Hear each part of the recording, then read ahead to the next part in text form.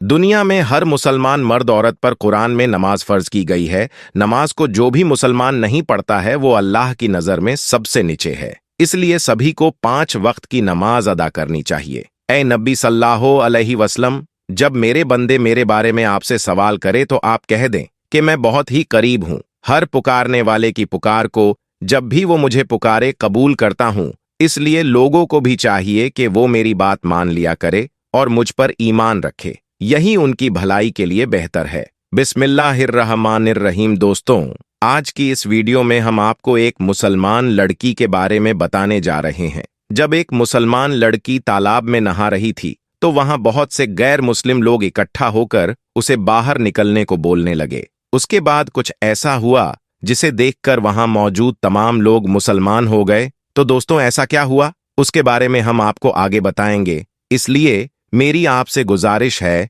कि इस वीडियो को आखिर तक जरूर देखिएगा। मोहतरम नाजरीन, बहुत साल पहले की बात है। एक राजा अपने सिपाहियों के साथ कहीं जा रहा था। वह राजा मुसलमान नहीं था। उस वक्त बहुत गर्मी थी और गर्मी की वजह से उसे नहाने की हाजत महसूस हुई। इसी वजह से वह करीब के एक तालाब में नहाने के लिए पहुंच गया। वहां जाकर वह क्या देखता है कि तालाब में पहले से ही कुछ लड़कियां नहा रही थीं। क्योंकि वह तालाब लड़कियों के नहाने के लिए ही था। लड़कियों ने जब राजा को तालाब के किनारे आते हुए देखा तो फौरन ही तालाब से बाहर निकल आई। लेकिन एक लड़की वहां तालाब में ही बैठी रही। राजा ने उस लड़की से पूछा कि तुम तालाब से क्यों नहीं निकली? तो लड़की ने घबराते हुए कहा, यह जगह लड़कियों के नहाने के लिए ही है और इस वक्त मेरा लिबास ऐसा नहीं है कि मैं किसी गैर मर्द के सामने आ जाऊं। लड़की के मुंह से यह बात सुनकर राजा की शैतानियां जाग उठीं। उसने कहा, मैं राजा होने के नाते तुम्हें हुक्म देता हूं कि ऐसे ही तुम तालाब से बाहर आ जाओ। मैं तुम्हें देखना चाहता हूं। लड़की उसका हुक्म सुनकर परेशान हो गई और उसने कहा, रहम करें राजा, मुझ पर रहम करें। मैं मुसलमान हूं, मेरे मजहब में पर्दा है। आपको खुद का वास्ता है कि आप यहां से चले जाइए। यह जगह लड़कियों के नहाने के लिए ही है, इसलिए मैं यहां पर नहाने आई हूं। अगर मुझे पता होता कि आप यहां पर आने वाले हैं तो मैं यहां पर नहीं आती। राजा ने गौर किया कि यह जो लड़की तालाब में थी वह उन सब लड़कियों में से ज्यादा खूबसूरत थी। उसने कहा, तुम अभी मेरे सामने बाहर आ जाओ और अगर तुम मुझे पसंद आ गई तो मैं तुम्हें महल ले जाऊंगा, अपनी कनीज बनाऊंगा। लड़की ने देखा कि राजा तो किसी भी सूरत में पीछे हटने को तैयार नहीं है, तो उसने चालाकी से काम लेना चाहा और अपनी इज्जत बचानी चाहिए। लड़की ने राजा से कहा, मैं बाहर तो आ जाऊं लेकिन यहां पर मेरी सहेलियों भी हैं और अगर आपके सिपाही भी मुझे इस हालत में देख लेंगे तो मैं राजा के लायक नहीं रहूंगी। अगर आप मुझे आज जाने दें तो मैं कल खुद दरबार में हाजिर हो जाऊंगी। लड़की की यह बात राजा के दिल को लग गई और वह सिपाहियों को लेकर वहां से चला गया। अगले दिन बेताबी से राजा उसका इंतजार करता रहा लेकिन दरबार में वह लड़की न आई। उसके बाद राजा ने सिपाहियों को हुक्म भेजा कि उसके घर का पता करो और उसे मेरा पैगाम दो कि राजा ने तुम्हें दरबार में बुलाया है। सिपाही चले गए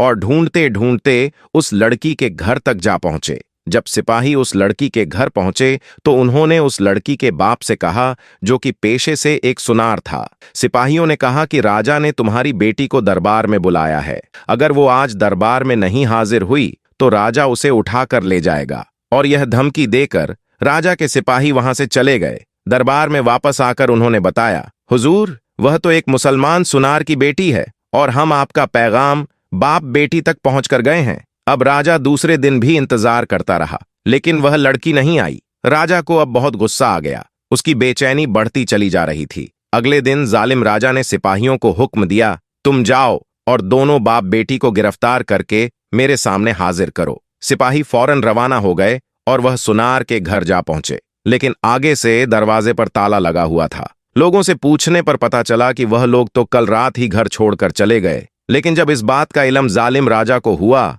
तो वह गुस्से से और पागल हो गया। उसने सिपाहियों को हर जगह दौड़ाया लेकिन वह लड़की और उसके बाप का कुछ पता न चल सका। फिर उसने अपनी सल्तनत में ऐलान करवा दिया कि जो भी सुनार और उसकी बेटी का पता बताएगा उसे 1 किलो सोना इनाम में दिया जाएगा। लेकिन फिर भी कुछ हासिल ना हुआ। उस लड़की का कुछ पता ना चल सका तो उसने अपने साथ वाले राजाओं को भी खत लिख दिए और उसने लड़की को ढूंढने की दरख्वास्त की और मदद मांगी। लेकिन वहां भी उसका कुछ ना पता चल सका। ऐसा लग रहा था कि जैसे उस लड़की को जमीन निकल गई हो या आसमान खा गया हो। एक रात वह जालिम राजा सोया हुआ था तो उसको एक ख्वाब आया जिसमें उसे एक दरिया के किनारे झोपड़ी नजर आई। राजा झोपड़ी को देखकर हैरान हो गया। वह झोपड़ी को देखने के लिए वह झोपड़ी के पास गया और अंदर दाखिल हुआ तो उसे वहां पर एक दाढ़ी वाले बुजुर्ग दिखाई दिए। उन बुजुर्ग के साथ एक लड़की भी बैठी हुई थी। इससे पहले कि राजा उस लड़की को देखा, इतने में उसकी आंखें खुल गईं।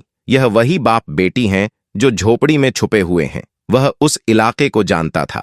अगली सुबह उसने अपने सिपाहियों का मजमा तैयार किया और दरिया के किनारे उस जगह जा पहुंचा जो उसे ख्वाब में नजर आई थी। झोपड़ी के पास पहुंचकर उसने सिपाहियों को वहीं रुकने का हुक्म दिया और खुद झोपड़ी के अंदर चला गया। और वह वहां क्या देखता है कि एक कमजोरी सी दिखने वाली बीमार लड़की सो रही है और वहीं जो नमाज पर बैठकर सफेद दाढ़ी वाला वही आदमी दुआ कर रहा है कि या मेरे पालने वाले रब, हम कब तक इस जालिम राजा से छुपते रहेंगे जो चंद लम्हों के मजे के लिए मेरी नादान बच्ची की इज्जत खराब करना चाहता है और जहन्नुम की आग अपने ऊपर वाजिद करना चाहता है। या अल्लाह, उस जालिम राजा को हिदायत फार्मा, उसके दिल में अपनी मोहब्बत पैदा कर कि लोग उससे डर कर ना रहे बल्कि उसके होते हुए खुद को महफूज समझे। उसकी इज्जत लूटने वाला नहीं बल्कि इज्जत बचाने वाला कर दे। या अल्लाह, तेरे प्यार में तो सारी कायनात है, तू तो दिलों के भेद जानता है। राजा समझ गया कि यह वही लड़की है जिसे वह तलाश करता हुआ वहां आया था, लेकिन वह अब कमजोर और बीमार नजर आ रही थी। और वह राजा अब शर्मिंदा होकर उसके बाप के पास बैठकर रो रो कर माफी मांगने लगा और कहने लगा, मेरी वजह से आप लोगों पर यह मुसीबतें और तकलीफें आई हैं। मैं बहुत शर्मिंदा और मैं आपसे माफी मांगना चाहता हूं। मेरी आंखें खुल गई हैं, मुझे माफ कर दें। फिर बादशाह ने उन दोनों को महल में बुलाया और लड़की के बाप से कहा कि मैं अल्लाह और उसके रसूल सल्लल्लाहु अलैहि वसल्लम पर ईमान लाता हूं और मुसलमान होता हूं, और अगर आप अभी इजाजत दें तो मैं आपकी बेटी से निकाह करके उसे अपनी बीवी बनाना चाहता हूं। बाप ने बेटी की रजामंदी से उसकी शादी उस बादशाह से करवा दी और बादशाह ने उस लड़की को अपनी बेगम बना लिया और बाद में उसकी गैर मुस्लिम रियासत हो गई और बहुत सारे लोग मुसलमान हो गए। अल्लाह कुछ लोगों को उनके धैर्य और दृढ़ता की परीक्षा लेने के लिए कष्ट सहने की अनुमति देता है।